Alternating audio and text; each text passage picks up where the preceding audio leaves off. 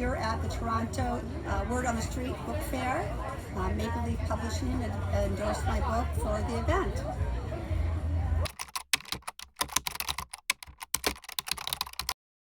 My book is called There Is No Death, Evidence of the Spirit World, Spirits and Orbs. Spirit actually directed me to write this book. I'm an evidential psychic medium, so I can see and visit with the deceased and the departed, and they wanted me to write this book to let people know that there is no death. There really isn't. Your soul lives on. Even when your body finally gives out, your soul will ascend back into spirit form. So we want to spread the word and the evidence. My book contains over 70 really amazing spirit and orb and interdimensional photos. And if you have the book, there's a QR code in it, which will take you to a private hidden web page where you'll see a lot of the videos the pictures were taken from. That's cool.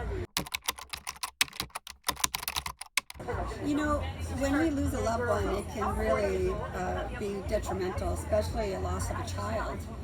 We have lost our first daughter, and I knew I was angry. I had a lot of questions, and so I started to do some research about what happened. What was that journey like for her when she passed away? Was she scared? Was she lonely? Who did she see? Did anybody greet her? Where is she now? Is she okay?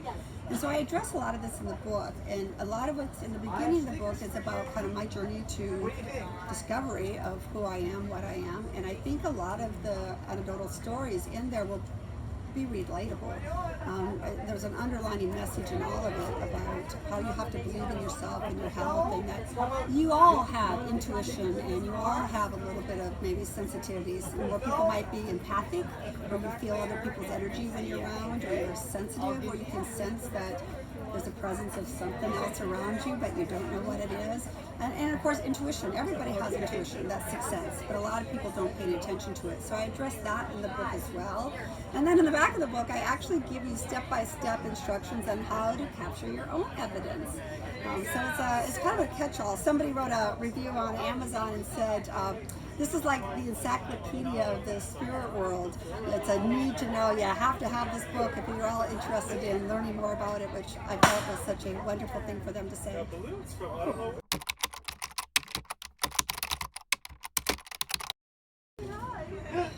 I've had a lot of people very close to me pass away. My father, my first husband has passed. Our first daughter has passed away. I've been on death's door more times than I care to count. So I've got a lot of personal experiences that might be relatable, because I'm not an anomaly. I mean, I've gone through lots and lots of people go through. And so if my book can bring them some comfort and answer questions they have, because when I give clients reading, they often ask the same thing I asked. You know, is he okay?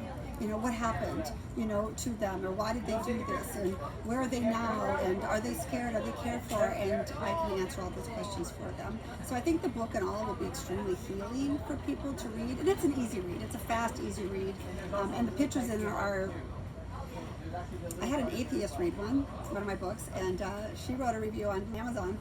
And she says, as an atheist, I decided I would take this on and read it. And she goes, I have to admit, it was a very interesting, intriguing book. And I think she wrote, I'm trying to paraphrase her, but she says something to the effect that it has given her a lot to ponder. Because the evidence is irrefutable. You can't see the evidence and not go, wait a minute, what? It makes you think.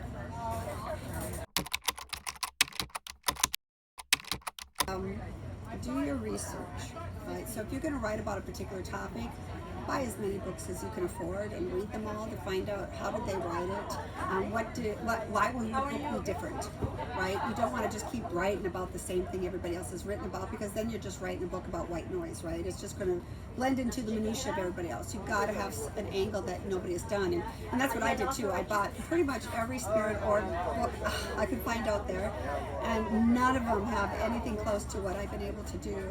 In fact, I was featured on the American Paranormal magazine cover last December. It was their international issue with a 5-page spread, because the book has such unique images in it that it was unlike anything anybody's ever seen. So it's kind of cool from that standpoint. So do your research, read up on it, and then don't talk over people's head. Don't try to be the intellect, right? Understand who your target audience is and write to their level.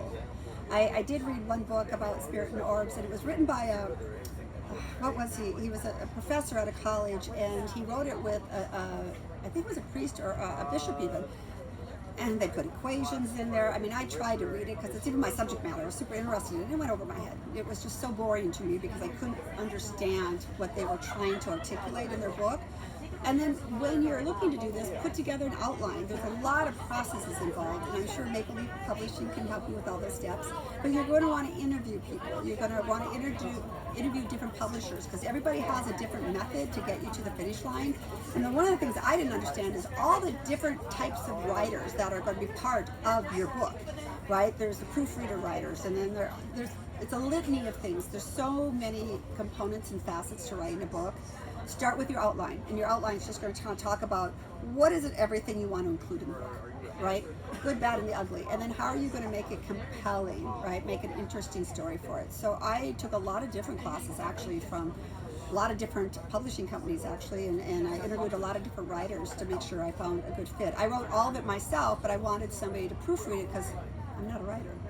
And so I wrote it from my heart, but I didn't know if it was written well, to be a book. And so that's why I was seeking other people that do it for a living to give me sound advice to base it on. So I recommend everybody do that. Don't just do it your way. Find out if that way is going to work.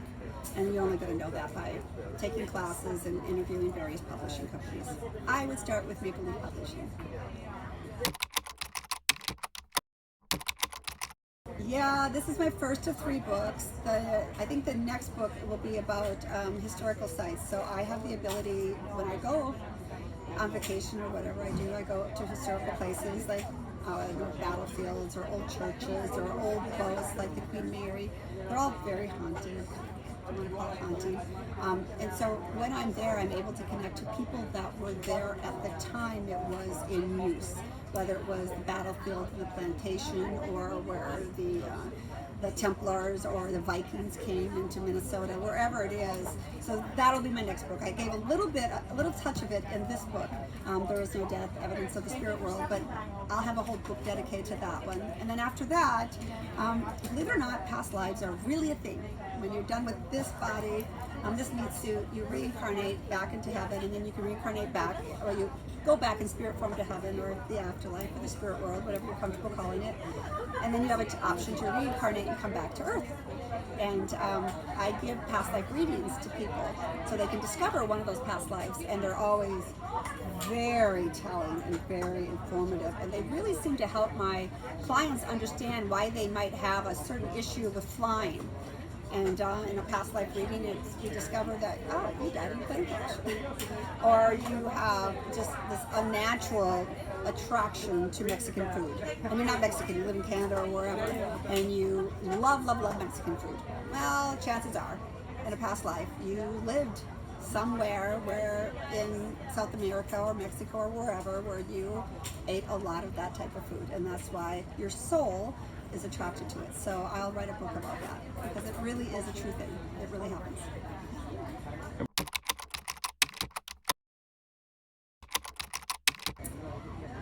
Listen to your inner voice. It will save you every time if you can just stop and listen to it, and don't ignore the little nuances like, oh, that's just a coincidence. There are no coincidences. Everything happens for a reason.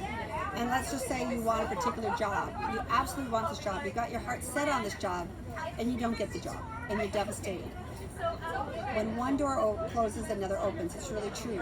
You weren't meant to walk through that door. That wasn't part of your soul's journey. That's why it didn't happen. So now look around for another door for you to walk through, because it exists, right? You have a life plan when you reincarnated and came here, and you just need to figure out what that is. But to listen to your inner voice, and I talk about that a lot in the beginning of the book, where, like I said, we all have that sixth sense, that intuition.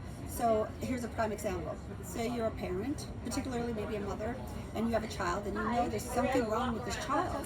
You just know it. So what do? You call the doctor and you get them in for an appointment. Wonderful. You knew right away that something was wrong. That's your mother's intuition type of thing. But then maybe the doctor tells you, oh, there's nothing wrong with them. Well, I will tell you, if what that doctor tells you doesn't resonate with you, go get another opinion, because doctors, we learned the hard way with our daughter, doctors aren't gods. They don't have all the answers. They are still practicing medicine. They're doing their very best they can, but they don't know your body and your child better than you do. So listen to that inner voice and find somebody that's going to talk to you, and what the message they give you resonates with you. Like, yeah, that makes total sense. Yeah, I understand now. Everybody possesses this ability, but very few listen to it.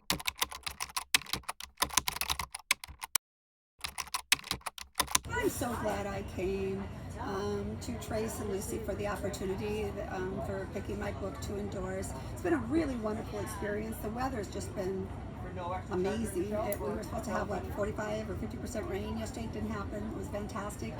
The number of people, thousands and thousands of people have come through, which is fantastic. So it's a really good experience to get a lot of really good exposure. And honestly, Trace and Lucy have been wonderful. Thank you very much.